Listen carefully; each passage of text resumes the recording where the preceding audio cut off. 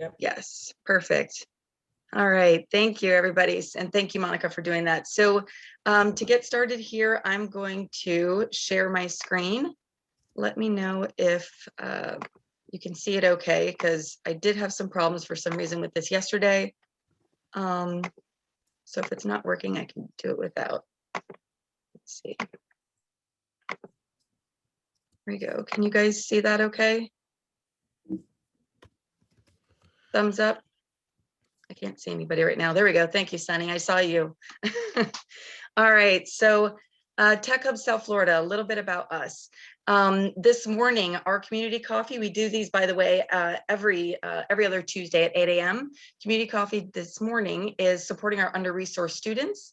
And our panelists are Christine Sylvain, Executive Director at Path to College, Dennis Young, Director of Technology Programs at the Boys and Girls Clubs of Palm Beach County, Randall Deich, Chief Networking Officer at Regenerate Tech, and Jefferson Noel, the founder of Barbershop Speaks. And this morning, our presenting sponsors are South Florida Business and Wealth and ASL Interpretation by Beth Wagmeister. There we go, sponsor again. And our mission statement, building South Florida into a tech hub. Community creed, Tech Hub South Florida is wholeheartedly committed to building a welcoming, collaborative, and inclusive community for all. We put inclusivity first, engage with others, are considerate to all, and don't sell to people. So Tech Hub South Florida, we are a tech nonprofit. We are membership or corporate membership based. We currently have over 200 corporate members and partners. And of course, we want to include and work with everybody in our tech ecosystem. A few of our members here, Office Depot, City Furniture, Nextera, Florida Crystals, Brick. I mean, we've got a ton of them, but these are just a few of our premier members here. A little bit about our membership. We have 4 corporate membership levels, depending on the company, of course, giving you guys different benefits from speaking opportunities, access to member portals, customized member profile, different peer groups that are exclusive to members, and so on. So if anybody is interested in a corporate membership, please feel free to reach out to me. We also have an individual membership for anybody that's looking just to get involved in the ecosystem. A little bit about our events on our Tech Talks are Monday nights from 5:30 to 6:30. That was actually what Monica was referencing this morning, is that we actually did Clubhouse after one of them yesterday, which was awesome. Community coffees alternating on Tuesday mornings at 8 a.m. Our podcasts, which I keep forgetting to switch this, they were on Wednesdays, now alternating on Tuesdays as well. Our Food for Thoughts, our educational workshops on Fridays at noon. And anybody that is looking for a job, we actually have a careers tab on our website. There is a full job board there, but then there's also the resume distributor where you can upload your resume and basically have it sent to all of our corporate members at once. And last but not least, our Slack channel is pretty active Slack channel. I think we've got about 4,000 people on there now. It's southfloridatech.com/Slack. And you can actually text us your email if you'd like to be added to our e-newsletter as well. That text is 561-250-7206. All right. And I'm going to stop sharing. There we go. And I would like to get started just by having each of the speakers introduce yourselves, tell us your name, a little bit about yourself, a little bit about your organization, and then we can go right into the questions. I'm going to start with just who's first on my screen here. I've got Randall first. Hi, good morning, Jean. Thank you for the opportunity to come out and talk about a very important issue. Randall Deich, my day job. This is my year 29. I work for the school board of Broward County. Currently working with high school students in an underserved community. And Regenerate Tech came to be to add value and help students with our post-secondary disconnection. They were kind of lost, not being able to find computer science, realizing the need of computer science positions, and we're helping them become aware and provide knowledge and skills and entry-level advantages. Very good. Thank you so much, Randall. Next on my screen, I have Dennis Young. Good morning, everyone. My name is Dennis Young. I am the Director of Technology Programs at the Boys and Girls Club of Palm Beach County. We have 13 clubhouses around the county, 7 standalone and 6 that are in school sites out in Belle Glade. We are an after-school program that offer multiple activities for our kids, but my main job is the STEM. We've just opened up a new teen center out in Belle Glade, which we're trying to turn into a career development location for our teens so that we can get them job ready. All kinds of technology jobs, coding, robotics, digital editing, things like that. So we have a lot of things going on. We have 3D printing, we have a Glowforge, a laser cutter. So we're looking for ways to help get our kids ready for careers later on in life. Thank you. Very good. I like it. Thank you, Dennis. Next, I've got Christine. Good morning, everyone. Thank you for having me, Nikki. My name is Christine Sylvain. I'm the director and founder of Path to College. We are a nonprofit that seeks to increase the competitiveness of low-income students on their path to college. And we do that through mentoring, tutoring, leadership and career development, internship placement, a number of things. A little bit about me, I'm a Haitian American woman, and I studied political science. I thought I was going to be a lawyer. I segued over into journalism, worked in the film industry doing documentaries for a little while, and then I actually fell into teaching, which is where I was inspired to start Path to College after seeing just some huge gaps in what students were given to prepare outside of school. Thanks for having me. Of course. Thank you so much, Christine. And last but not least, we've got Jefferson. Hello, good morning, everyone. My name is Jefferson Noel. I am a professor at Florida Memorial University, South Florida's only HBCU, and I am the founder of Barbershop Speaks. We engage in intelligent discussions inside barbershops and beauty salons. Thank you so much, Jefferson. So to get started here, just due to time, I want to get right into the questions. What I'm going to do is I'm basically just going to reference one question at a time to each of the speakers, but please feel free, if any of you would like to follow up with your own answers, I'm totally okay with that. So the first question I'm going to ask is going to go towards Dennis. So Dennis, what does it mean to be a quote unquote under-resourced student? Can you explain that for anybody that doesn't know? Under-resourced, basically just not having the same opportunities or the same availability of equipment, things like that, where they can't see possibilities. We're trying to bring that out to them, but if they don't know what they don't know, then they don't know. That sounds, my pastor always tells us that if you don't know, then you don't know. So basically just trying to get stuff in front of kids so they can see what other opportunities they are. Because a lot of kids growing up, they feel that they're going to be a professional athlete or a singer or a model or whatever. We want to give them other opportunities so that they can expand their knowledge. And because they don't have the access to that stuff, they seem to not have the availability to do things that they are capable of. That's a good point, is that those are not the only careers for them, and giving them other options. Christine or Jefferson, do either one of you or even Randall want to follow up with that question?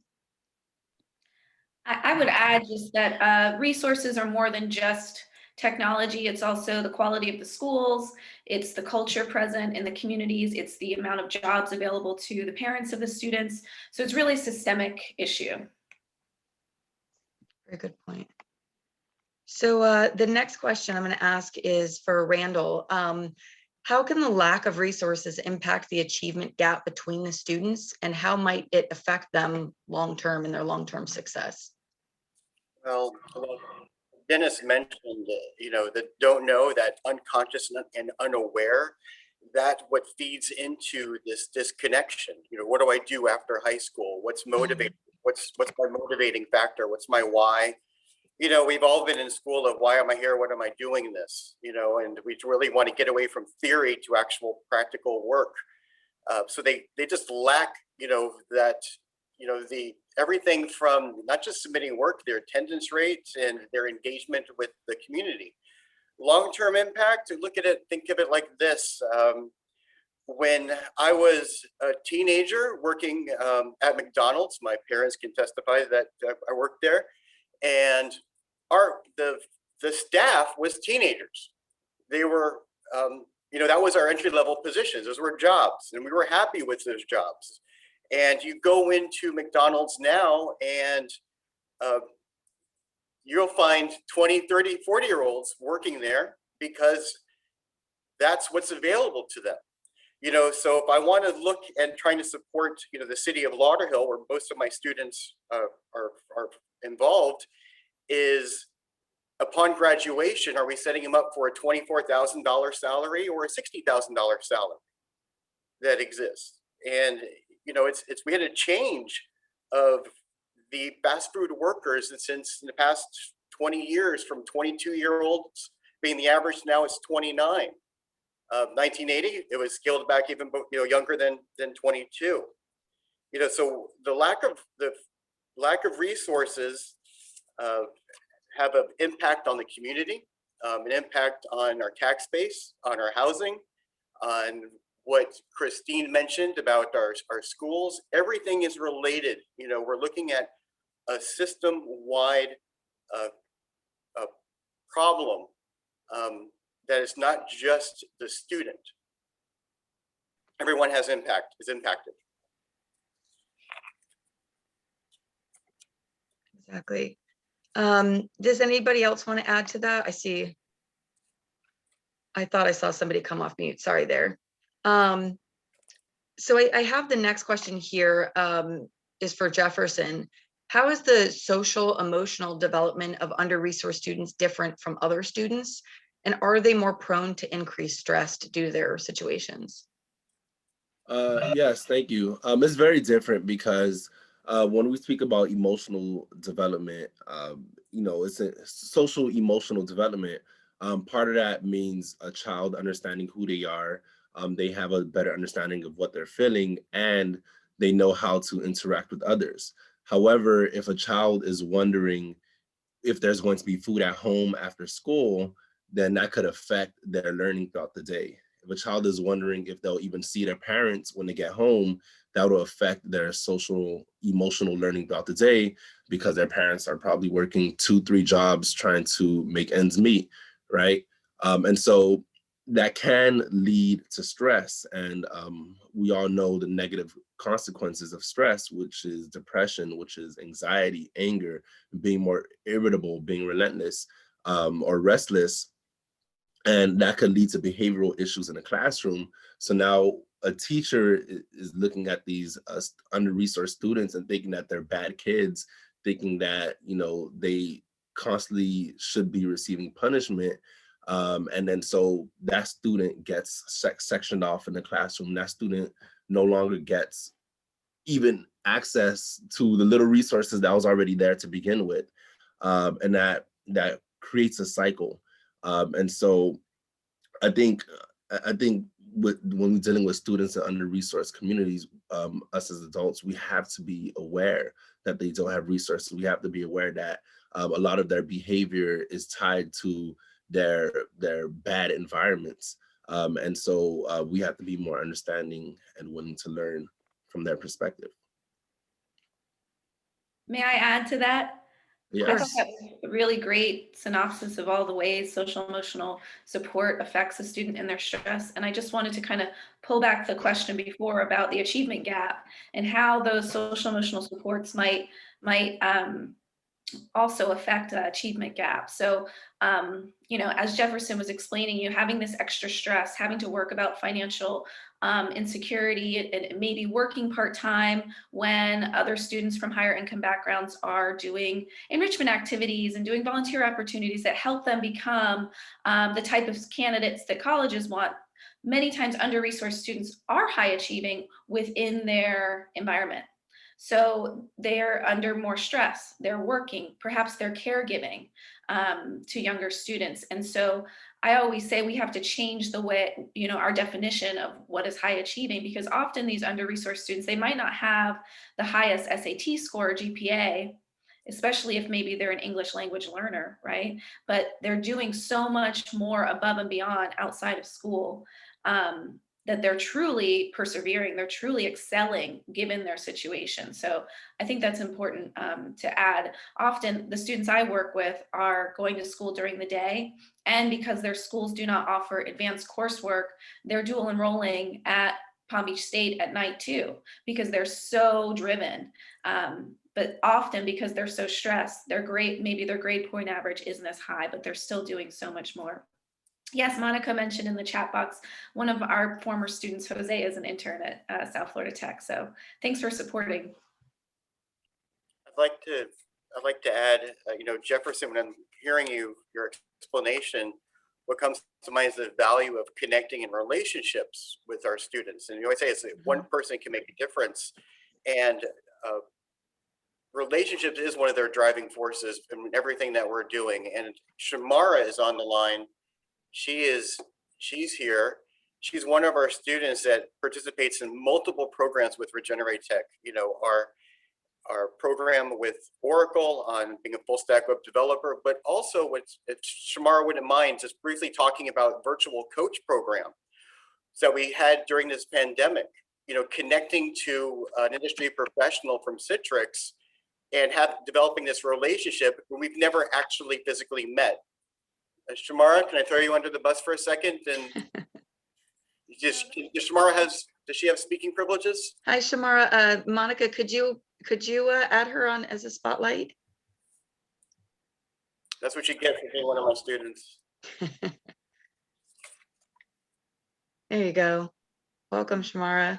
Can everyone hear me? Well, okay.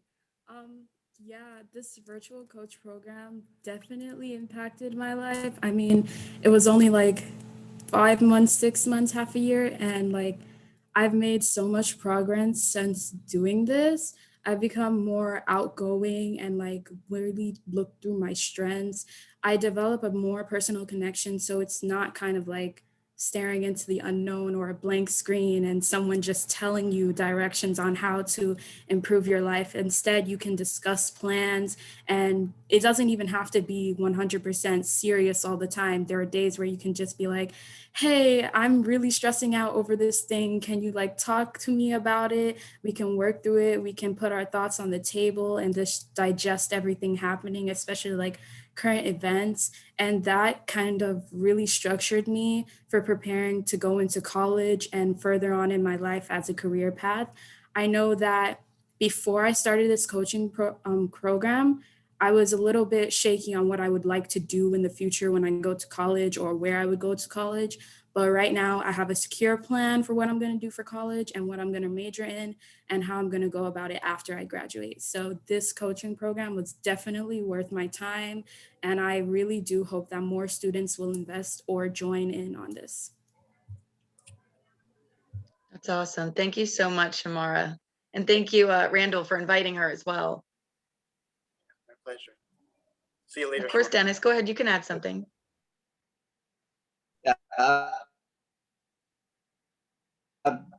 We have special programs that work with their social and emotional learning, especially with our teens now, because they seem to really fear failing, and that's one of the things that, especially in STEM, you do a lot of. And when we get into our rooms, we try to encourage them to try new things, even if they fail.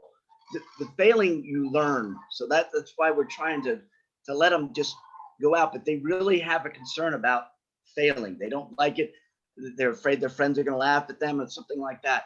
But if they all fail together, it really is very helpful. That's why this NASA STEM challenge that we've started up, they're working in teams and they have to work together. And as a team, they'll succeed, or as a team, they'll fail. And that helps encourage each other. And like you said, relationships with our staff is one of the most important things that we stress at the Boys and Girls Club, because without that relationship, we can't get anything done with them. Thank you. I appreciate all the insight from all of you. And actually, just as all of you were talking, the first thing that kept popping into my head was just that basically these kids and these students are having to be adults. I mean, they're worrying about, you guys are talking, worrying about, you know, their parents and worrying about food and worrying about income. And like, they're literally having to be partially adults while they're trying to be kids and go to school. And you said a lot, Christine, you even said, you know, they don't have time for a lot of these enrichment things like a lot of the more affluent kids or ones with resources do. So that's a really good point. And I did want to talk a little bit about, you know, how does the racial and economic inequalities affect the amount of resources available to students? You know, I know we've been talking about, you know, the resources themselves and what's lacking and how that's affecting them. But can you talk a little bit about, and I was gearing this questions towards Dennis, but I feel like all of you have kind of been alluding to a lot of this, so anybody can feel free to answer this question, but how does the racial and economic equalities like directly affect the student?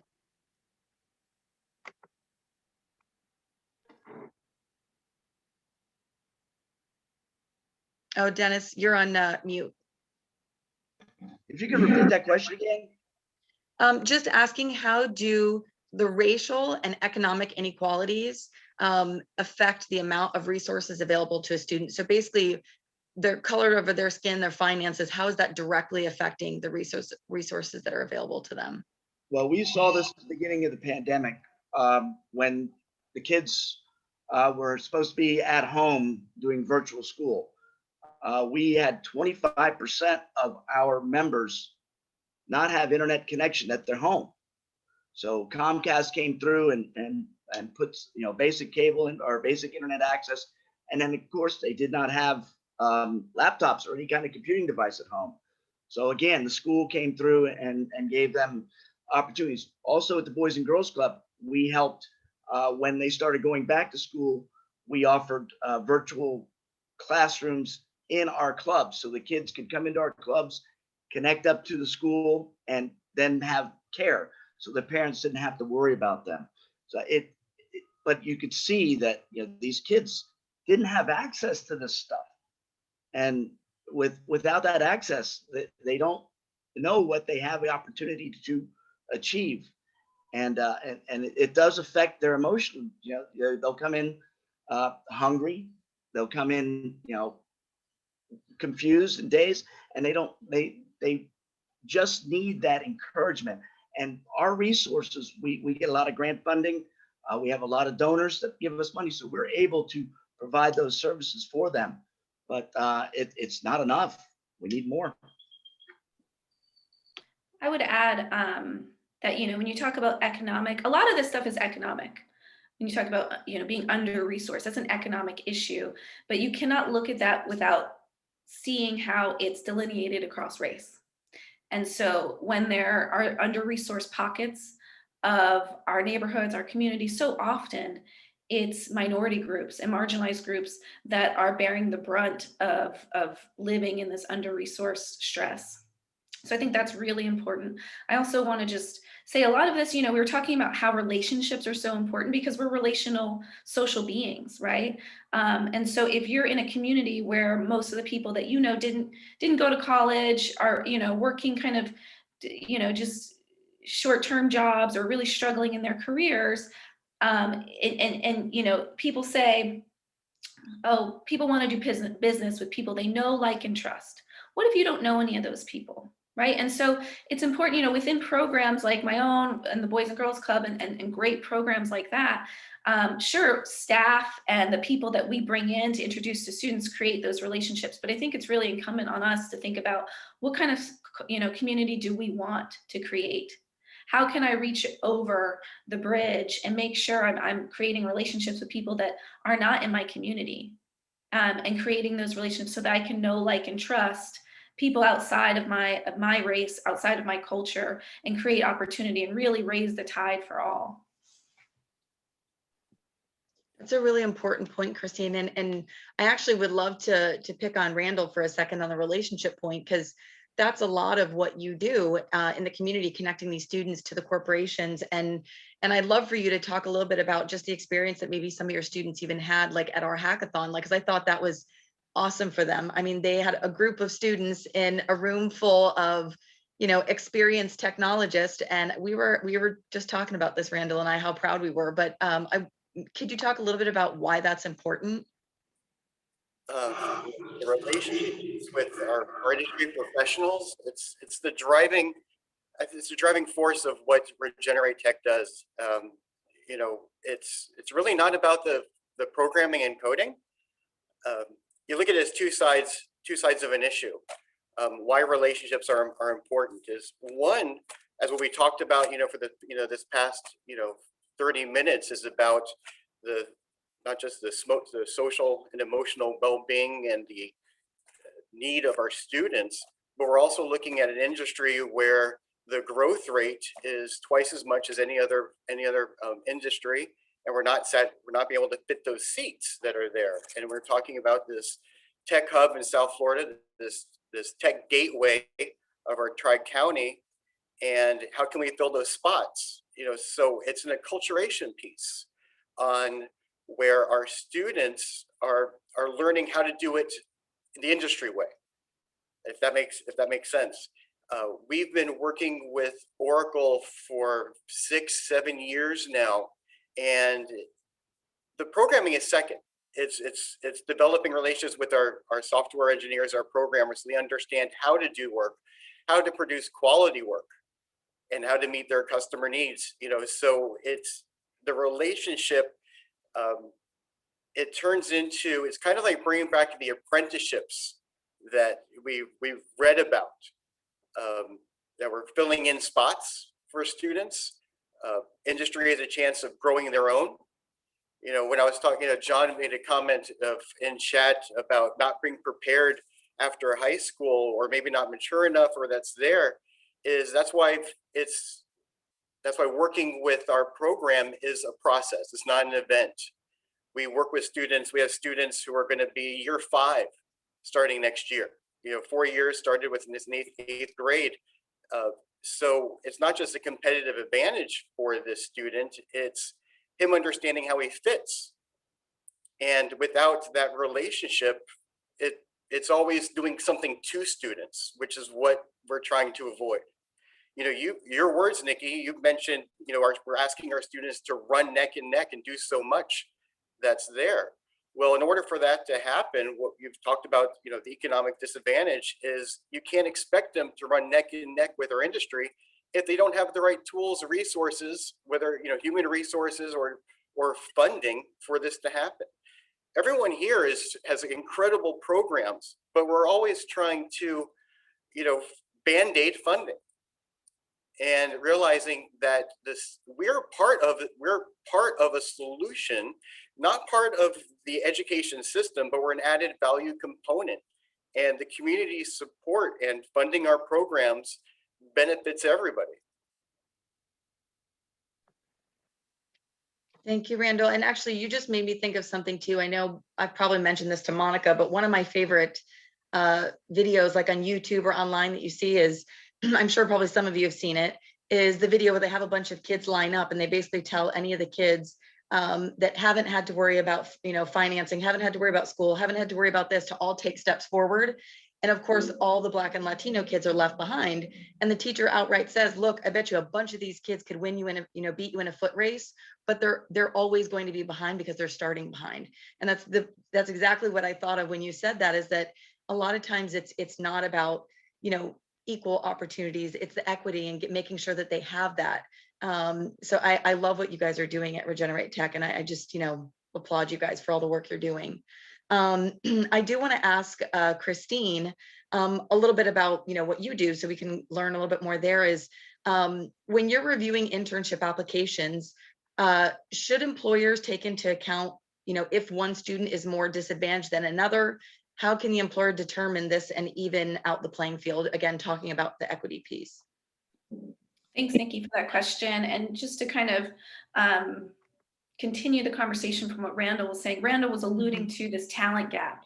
that many industries in our area have, and how, you know, employers and businesses really need to be thinking about the future and about filling that talent gap in order to be as successful as possible, right? So often businesses look at communities and they think about, should I build a hub? Should I invest there? And often college credentialing rates is one of the #1 things they look at. So many businesses want to see a college credentialing rate upwards of 60%. In Palm Beach County, and I'm based here, so I really talk about Palm Beach County a lot, but it's 40%. So, you know, going back to your question, you know, how can companies look at internships and decide who they want to invest in?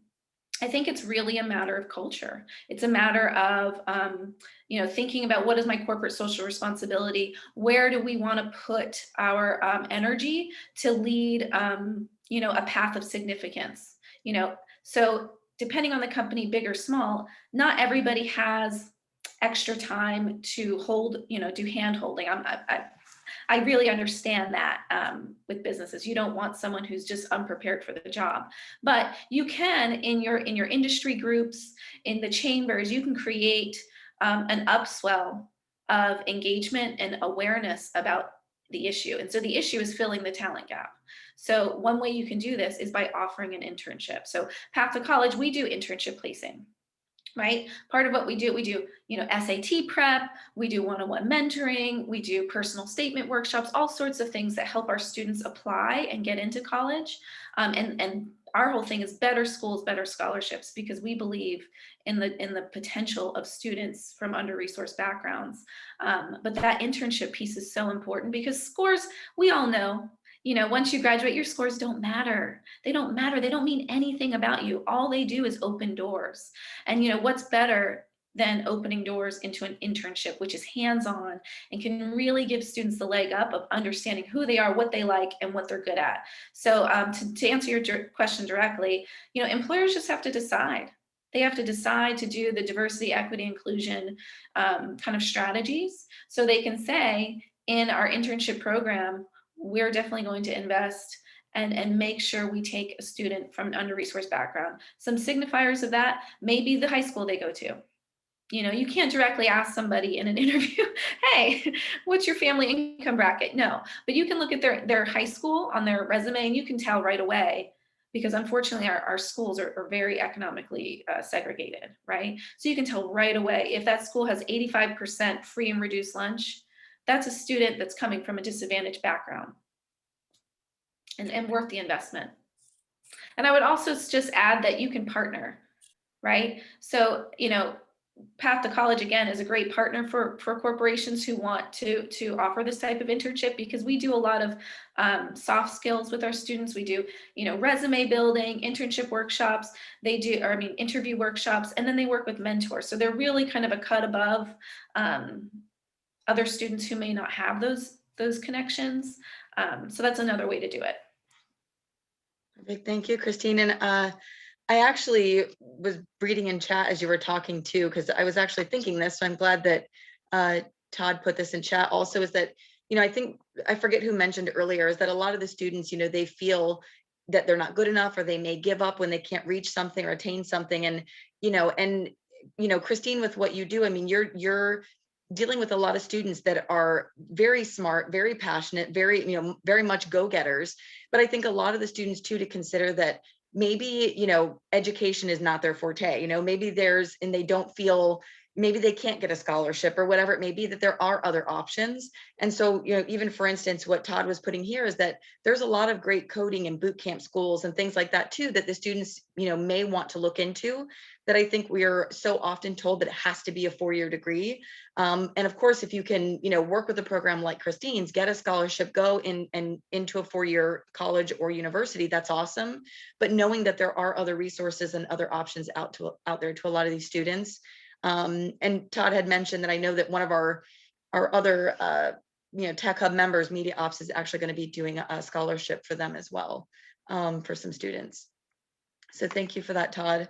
I did want to ask, I'm kind of just putting this in here in the questions list, because I know I didn't have it on my sheet for you guys, but I did want to see if Jefferson, if you can explain a little bit about the barbershop and what you do? Because I know we're talking a lot about education, but just kind of if you could touch on why you started that and what are the benefits of the barbershop and having a place to go and talk and connect there.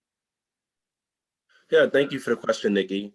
So as I told you all on the top, I started an organization in 2016 called Barbershop Speaks, where we engage in intelligent discussions inside barbershops and beauty salons.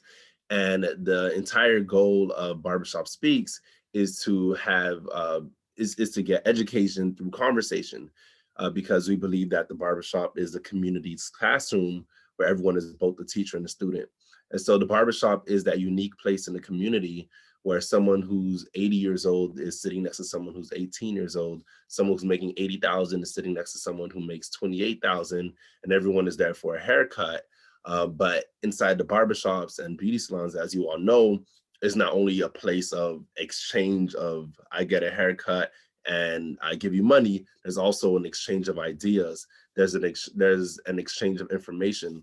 So I decided in 2016 that we'll be intentional about the information that's being exchanged. So we started to hold events inside barbershops throughout the community. So this is not only one barbershop.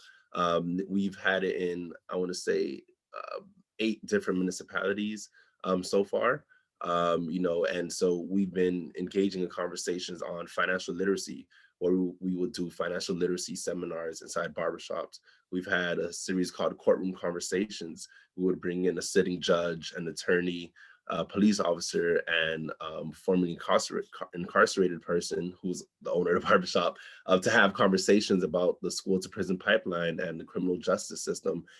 We've had conversations on education with school board members, professors, and high school principals to speak about education, formal education versus informal education. And so the barbershop is the perfect place to do it because that's the place where people go to learn. And there's how would I call it? The barbershop is a marketplace of ideas, right? You wouldn't be afraid or ashamed to share what's on your mind, because we know it to be a safe space, a space to speak up. And so the benefits in doing that is the barbershop is a place that's comfortable. It's comfortable. You already go there every single week. That's a staple in the community. It's like the barbershop is like a newspaper, because you never know what you're going to get. So another reason why we do is also for the networking piece that Randall spoke about, Christine spoke about as well. So part of my goal when I do an event, I try my best to bring people who are professionals, people who are industry leaders on that particular subject, so the community can get to know those people. Because if we sit back, because sometimes I get into conversations with some people and we sit back and we speak about how there's not resources out in the community for us to become financially free or financially stable, and we only have those conversations amongst ourselves, but we never invite someone who works in that field to have that conversation with us, then we will continue to think opportunities don't exist. So what I aim to do, and what I do with Barbershop Speaks, is I bring those industry experts, those industry leaders, people who know about opportunities. And it's also a networking event, so you can get to know those leaders, so you can learn about opportunities and hopefully take advantage of them. That's awesome. Thank you so much, Jefferson. Yeah, and I appreciate you sharing that, because I just wanted to touch on that, because I think so much we're talking about, mentorship or internships, all these apprenticeships in schools, but there's people that don't have access to these. And I think that you've really opened up another pathway to having connections in the community, a place to open up mentorship in a very different way. But I think it's awesome, because it's true. I don't know what it is when you go into a barbershop, but you always want to talk to the person doing your hair. So I want to touch a little bit on, this question for you is, Randall, is just how well are teachers equipped with addressing D&I issues within our student body?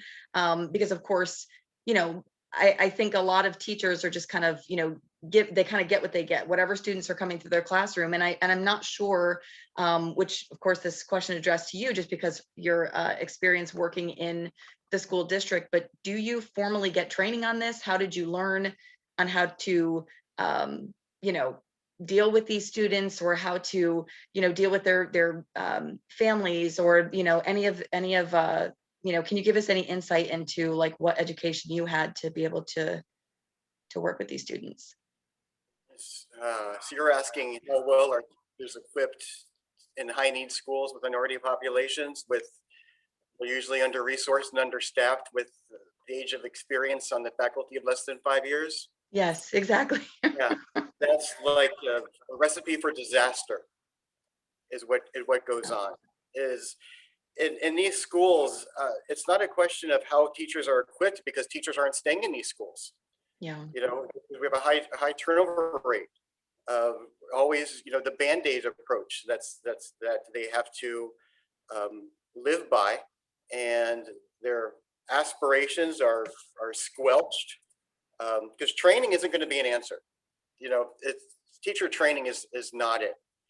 You know, we have programs that can help our teachers, and more importantly, help our students. You know, Microsoft Teals is a great program which works with Microsoft employees. It's a professional development coaching model for teachers. But one of the major issues is that teachers leave. You know, so you spend 3 years developing this teacher, and then within 5, they're out the door.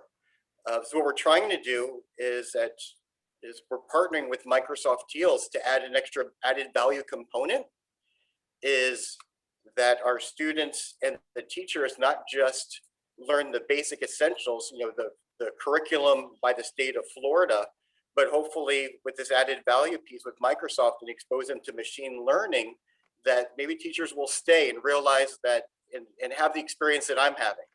You know, I love my weekends. Not because of Saturday and Sunday, I'm loving it because that's the time that I work with our industry professionals. You know, there is a direct relationship of my happiness with those that work with industry, and not just my happiness, but student results.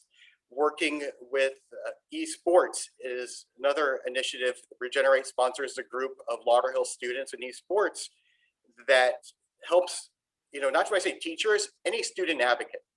You know, so it can be the Boys and Girls Club can work with our esports program and work with Regenerate programs, and also get involved with what Jefferson's doing.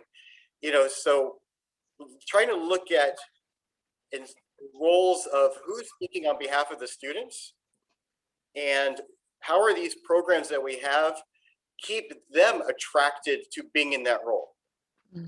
Instead of thinking of how can we, you know, support them inside a system, the system's not broken, it's designed that way.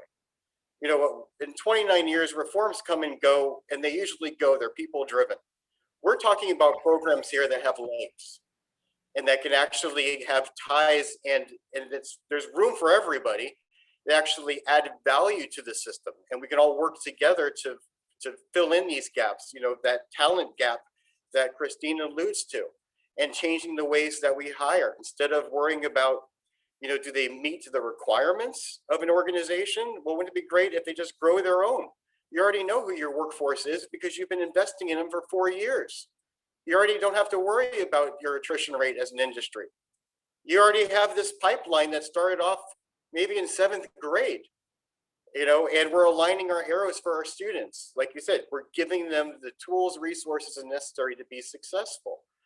And so teachers are always going to be, classroom teachers are always going to be reactive, especially in this industry. You know, they work on curriculum that takes almost an act of God to change, you know, with the state and getting courses and all of that. It's not going to address machine learning, cloud computing. These weren't in our curriculum 5 years ago. And because of our partnership, we're preparing our students properly. You know, so I don't know if there's a solution for addressing teacher gaps with D&I in the system. I think there's solutions with our added value programs that are represented here today.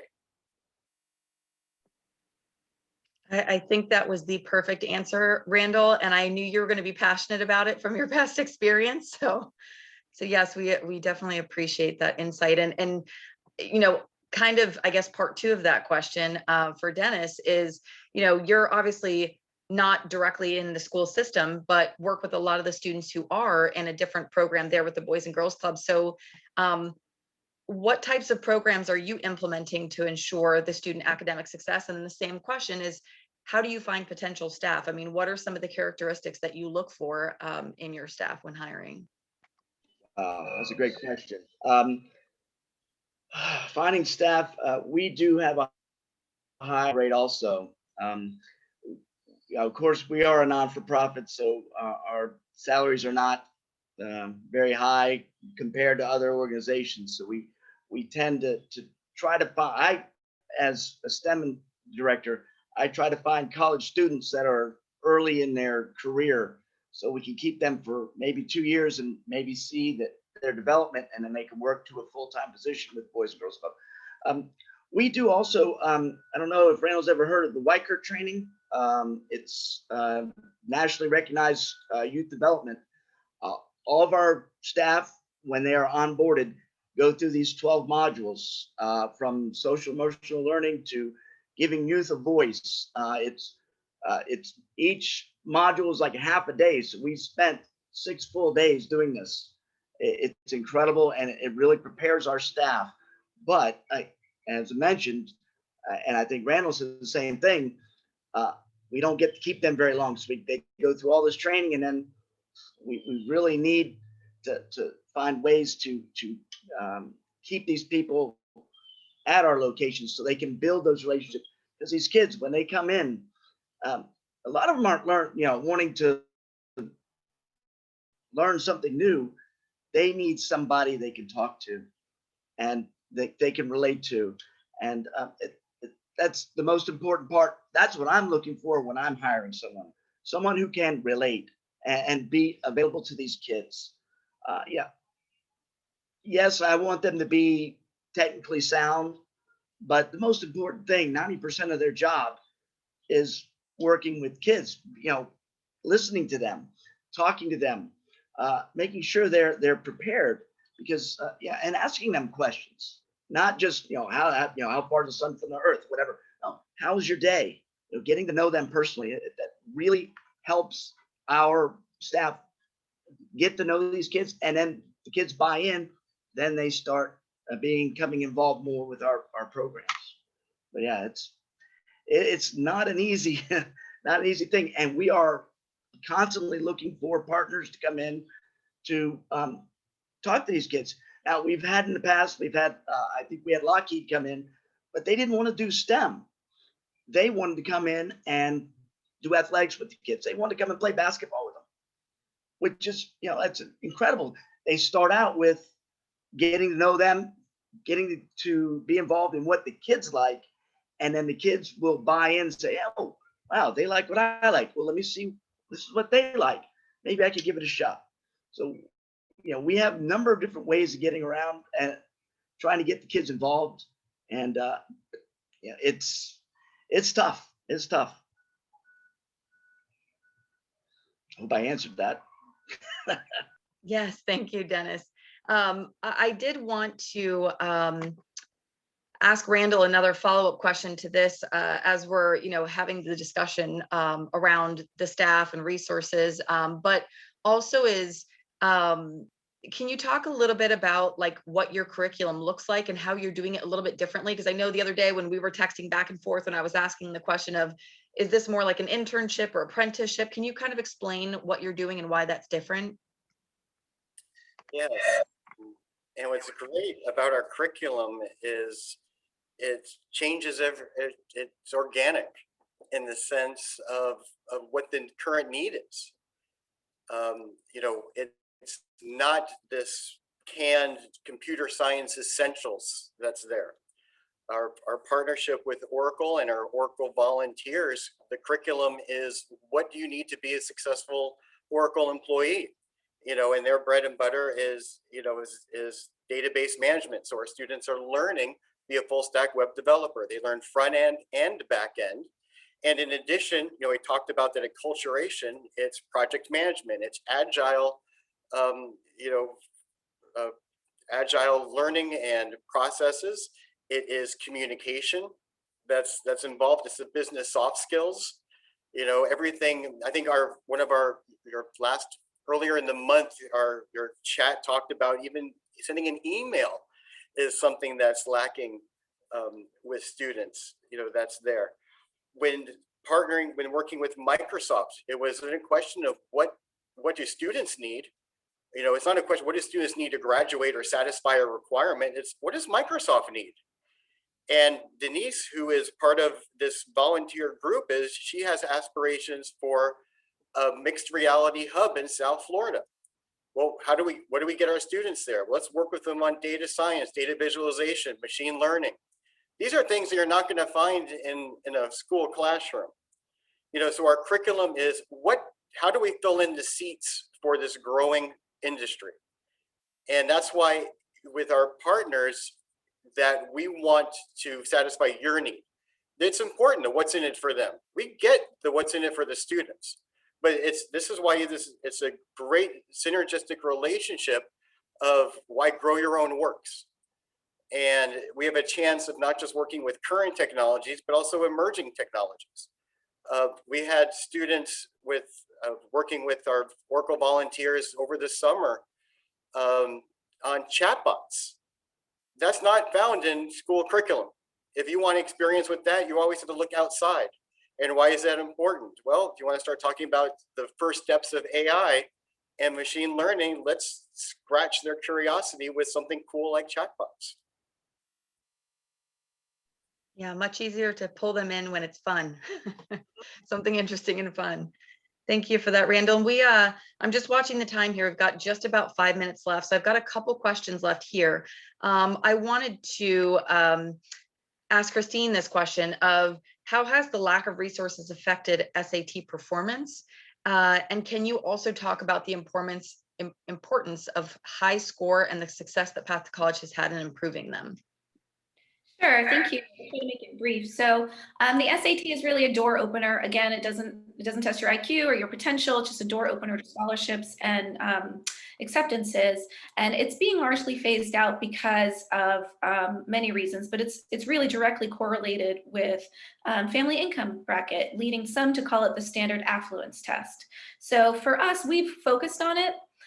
Because we know that many of our students have just been in these underperforming classrooms for years, and that given the extra prep, that they're going to excel.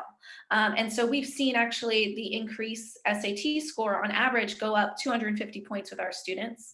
70% of our graduates have been accepted into top tier universities with full ride scholarships. So that's really our niche. We're trying to get students with high potential who have not been in the right environment for their potential. And we're trying to give them, you know, the one-on-one mentoring. And, you know, as we're talking about the relational piece for us, it's staff plus community volunteers. So anybody who's open to mentoring, please go to our website, pathtocollege.org, look into it. And then also we provide them opportunities for community impact proposals, civic engagement, speech contests, all these things that are challenging that help them build grit and confidence. And we believe it's all of it together that increases their competitiveness. And again, one note, you know, we're talking a lot about filling the talent pipeline and about, you know, giving kids out of school experiences where a lot of education takes place. But I think it's very, you know, we have to be very careful because we have to look at the data. And when we're talking about under-resourced students, it's that much more important that they have a degree when we want to see their social mobility increase. You know, often when we come from higher income backgrounds, maybe we don't go to college, but we have a network that allows us to gain experiences and allows us to be successful despite that. So, you know, a lot of people say college is not for everyone. I like to really flip that. And I say the path to success is not linear. So maybe you do 2 years, maybe you go get a certification, maybe you go and you work and then you go back to school, and that we need to stop pigeonholing people into, if you don't do 4 years, you failed. But I do also, you know, really, really bristle when I hear college is not for everyone, because when you unpack the data, that not everyone is brown and black boys. And so let's not say that and think it's okay, right? It's not okay, because college is for everyone, but the path to success is not linear. Thank you so much for that. And actually, I don't know if you saw, Stephen, I'm going to pick on you. I don't know if you saw my chat message, but I wanted to see if we could bring you up here for 1 second, because you had made a comment there in chat about even having high school interns, which I think is not as common. And I know that Christine does that as well. If I could pick on you for 60 seconds here, just tell us what has been your experience in working with the interns and why high schoolers?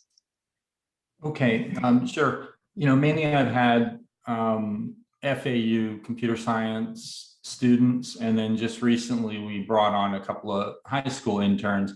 And while they don't have some of the coding and programming skills that the college students have, they are interested in machine learning and in data analysis, and they can help in an overall way in what we're creating. And then what they get out of it is they work in, the real world environment of working, with Slack and Figma for UX UI design, and they work on tickets, and they are learning things that they're going to experience out in the workplace. So, we don't try to solve any of their problems. We don't know what the resources they have or do not have, but they kind of sort of are in charge of their own destiny. Some of them are responsible, and then when they're doing a great job, we just ask them to invite some of their friends to join on the team. So it's been a great experience. And then on the daily stand-ups every day at noon, they get to watch and interact, and sometimes we'll have executives from large tech companies speaking to them, and then they form relationships with them. So it's just all good all the way around.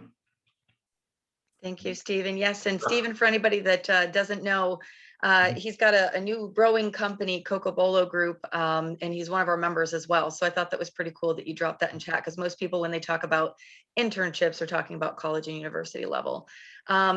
And we are right at 9 o'clock. I actually wanted to, Jefferson, if you can kind of lead us out here, I wanted to give you a chance, basically to all the audience that's listening here, and people say, okay, I don't own a company, I don't work at a university, I don't work at one of these major corporations. What can they do with this information? What can the average person, how can they help? Yeah, if you feel like you're not in a position to start a business, or if you don't have any resources, you can start a conversation. Most of the opportunities that I enjoyed is through conversations. I emailed the person, and I guarantee you I wasn't saying, hello, I hope this email finds you well. I was probably like, hey, my name is Jeff and this is what I need, but then I eventually grew to learn the language, right? So, start with an email, start with the conversation, start with reaching out to the people you admire, reach out to people who you would like to be. And then on our ends as leaders, we have to also reach out to them, because sometimes they may be scared, they may not know what to do, they may not know what to say, they may not have the right words. But if we make ourselves more approachable, then we'll open up the doors for them. Thank you so much, Jefferson. So again, we're right at time here. Thank you, everybody who has attended this morning, of course, showed up bright and early at 8 a.m. And of course, thank you to all of our panelists. You guys have given us some great insight and hopefully some good direction on how we can support and help our under-resourced students. So thank you very much. Bye, everybody. Thank you. Thanks, everyone.